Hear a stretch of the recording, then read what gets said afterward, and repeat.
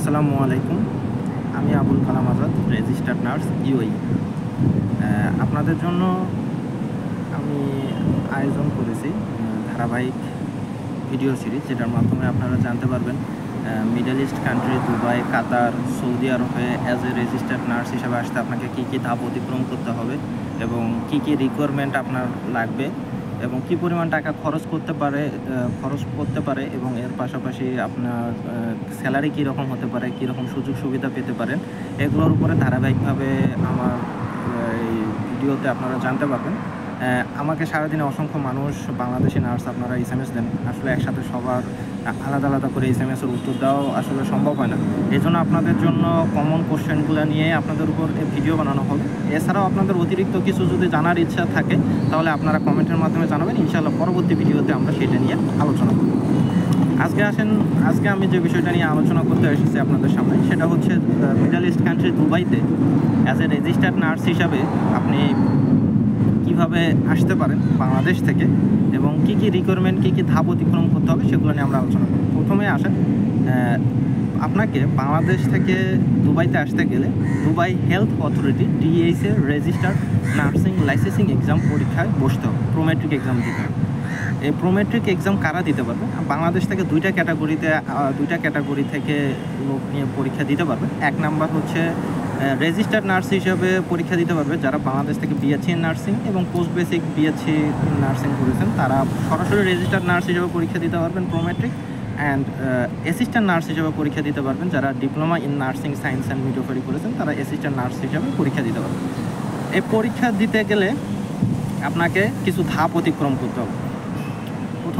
প্রথমত দুইটা ধাপ মূলত আপনাকে অতিক্রম করতে হবে। একটা হচ্ছে আপনাকে ডাটা ফ্লো ভেরিফিকেশন করতে হবে। দুবাই হেলথ অথরিটির আন্ডারে আপনাকে আপনার সমস্ত সার্টিফিকেটগুলো ইভালুয়েট করতে হবে, ভেরিফিকেশন করাতে।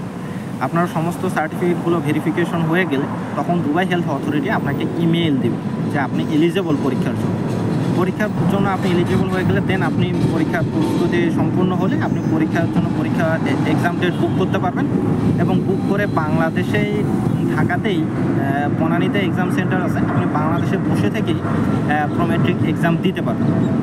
এবং প্রোমেট্রিক এক্সাম সেন্টার বনানীতে আপনাকে এর জন্য অন্য কোনো কান্ট্রিতে বা অন্য কোনো দেশে যাওয়া লাগবে না, এখান থেকে আপনি পরীক্ষা দেওয়া শেষ হলে 1 থেকে 2 দিনের মধ্যে আপনি রেজাল্ট পাবেন এবং রেজাল্ট পাওয়ার পরে আপনাকে এলিজিবিলিটি লেটারের জন্য দুবাই হেলথ অথরিটিকে আপনার রেজাল্টটা সাবমিট করতে হবে। করলে তারা আপনাকে অ্যাজ এ রেজিস্টার্ড নার্স হিসাবে অথবা অ্যাসিস্ট্যান্ট নার্স হিসেবে এলিজিবল লেটার দিলে আপনি দুবাই সংযুক্ত আরব আমিরাতে কাজ করার জন্য এলিজিবল হবেন।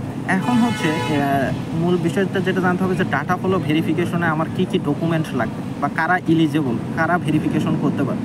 ডাটা ফ্লো ভেরিফিকেশনের জন্য অ্যাজ এ 2025 সালে আপনি রেজিস্টার্ড নার্স হিসেবে আসতে চাইলে আপনাকে যে ডকুমেন্টগুলো লাগবে সেটা হচ্ছে আপনার BSc সার্টিফিকেট, মার্কশিট অথবা ট্রান্সক্রিপ্ট লাগবে, basic life support certificate American heart অ্যাসোসিয়েশনের লাগবে, গুড স্ট্যান্ডিং সার্টিফিকেট যেটা Bangladesh nursing and midwifery council থেকে নিতে হবে।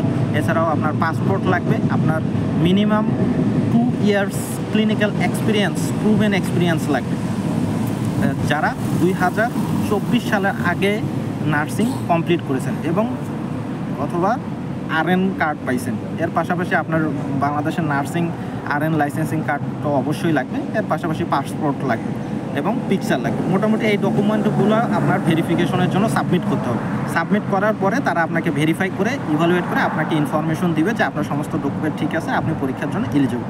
দেন আপনি প্রস্তুতি সম্পন্ন হয়ে গেলে আপনি পরীক্ষার জন্য বসতে পারবেন। এবার ডিপ্লোমা ইন নার্সিং সায়েন্স থেকে যারা অ্যাসিস্ট্যান্ট নার্স হিসেবে দেবেন তাদের জন্য কী কী ডকুমেন্ট লাগবে? তাদের জন্য সেম ডকুমেন্ট লাগবে। তাদের জন্য ডিপ্লোমা মূল সনদপত্র, তাদের মার্কশিট, তাদের হচ্ছে clinical experience 2 years clinical experience, more than 2 years clinical experience এবং সেটা প্রুভেন এক্সপিরিয়েন্স হতে হবে, তারা ভেরিফিকেশন করবে। দেন আপনার BLS সার্টিফিকেট থাকতে হবে, আপনার গুড স্ট্যান্ডিং সার্টিফিকেট থাকতে হবে, আপনার RN কার্ড থাকতে হবে, এর সাথে পাসপোর্ট এবং পিকচার থাকতে হবে। মোটামুটি এই ডকুমেন্টগুলো আপনাকে ভেরিফিকেশনের জন্য সাবমিট করতে হবে। এরপর আপনাদের কমন কোশ্চেন যে আমরা রেজিস্টার্ড নার্স হিসেবে দুবাইতে গিয়ে জব করলে কত টাকা স্যালারি পাবো বা সুযোগ সুবিধাগুলো কী কী। আপনি যখন Prometric licensing exam Dubai Health Authority আন্ডারে পাস করবেন, তখন আপনি দুবাইতে অ্যাজ এ নার্স হিসেবে কাজ করার জন্য উপযুক্ত হবেন। উইদাউট লাইসেন্স কেউ কাজ করতে পারবেন। এখন প্রোমেট্রিক নার্স হিসেবে দুবাইতে প্রোমেট্রিক পাস করার পরে অ্যাজ এ রেজিস্টার্ড নার্স হিসেবে যদি আসেন, তাহলে আপনার স্যালারি মিনিমাম এখানে অ্যাজ এ রেজিস্টার্ড নার্সের স্যালারি হচ্ছে 4000 দিরহাম, যেটা বাংলাদেশি টাকা আপনারা কনভার্ট করে নেবেন। বর্তমানে বাংলাদেশি টাকা মেবি 33 or 34, এটাতে আপনারা কনভার্ট করে নেবেন যে কত টাকা আসে। আর অ্যাসিস্ট্যান্ট নার্স হিসেবে দুবাইতে আপনারা যদি কাজ করতে চান, যারা ডিপ্লোমা ইন নার্সিং সায়েন্স থেকে আসবে, তাদের বেসিক স্যালারি হচ্ছে 3000 দিরহাম or 3500 দিরহাম, এইরকম আপনাদের স্যালারি হয়। পরবর্তীতে এক্সপিরিয়েন্স বাড়লে পরবর্তীতে স্যালারিটা ওটা অ্যাডজাস্ট হয়ে যায়। আর সুযোগ সুবিধা বলতে আপনি এখানে পার্মানেন্ট রেসিডেন্সি এখানে আপনি রেসিডেন্সি পাবেন, বা পার্মানেন্ট পাবেন না। 2 বছরের জন্য করে এখানে আপনাকে ভিসা দেওয়া হবে, এবং 2 বছরের জন্য আপনি এখানে বিভিন্ন হসপিটালে, যে হসপিটালে যাবেন তারা 2 বছরের জন্য আপনাকে ভিসা দিবে, আপনাকে আইডি কার্ড করে দিবে, আপনাকে ব্যাংকের জন্য যা করা লাগে তারা করে দিবে। 2 বছর পরে আপনাকে আবার রিনিউ করতে হবে, 2 বছর পর রিনিউ করতে হবে। বাট আপনি এখানে ফ্যামিলি নিয়ে আসতে পারবেন। আপনার ওই আইডি কার্ড, রেসিডেন্সি কার্ড পেয়ে গেলে, টেম্পোরারি রেসিডেন্সি কার্ড যেটা, এটা পাওয়া যাওয়ার পর আপনি আপনার ফ্যামিলি নিয়ে আসতে পারবেন। এতে কোনো সমস্যা নেই। আপনি স্পন্সর করে আপনার ফ্যামিলি নিয়ে আসতে পারবেন, আপনার বাচ্চা নিয়ে আসতে পারবেন, এবং আপনার বাচ্চাকে এখানে পড়ালেখাও করাইতে পারবেন, সমস্যা নেই।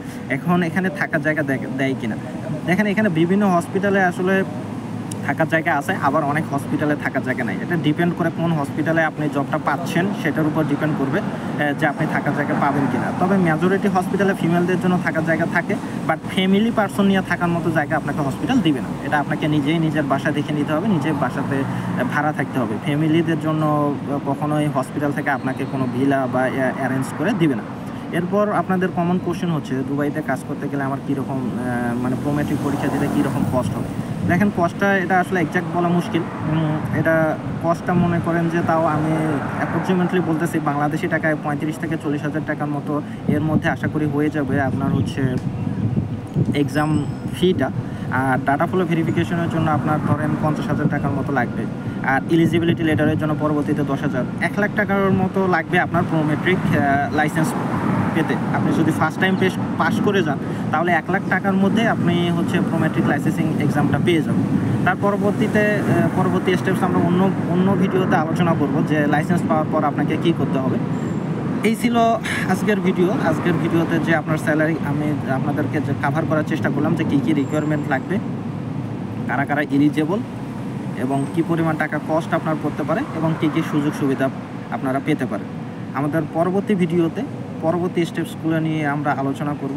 এছাড়াও আপনাদের কোনো কিছু জানার থাকলে আপনারা কমেন্টের মাধ্যমে জানিয়ে দেবেন। ধন্যবাদ সবাইকে। আসসালামু আলাইকুম।